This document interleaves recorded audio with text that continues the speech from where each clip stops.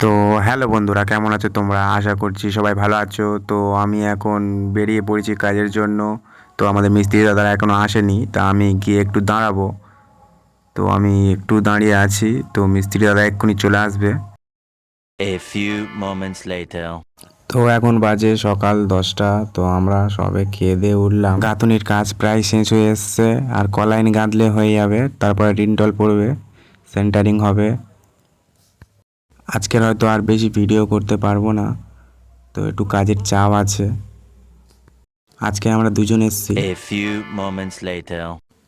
তো বন্ধুরা, আমাদের মিস্ত্রি দাদা গাঁথুনি করে নিচ্ছে, আর একটুখানি বাকি আছে। তো কাল থেকে আমাদের সেন্টারিং ধরা হবে, তারপর রডের কাজ, তারপর ঢালাই করা হবে।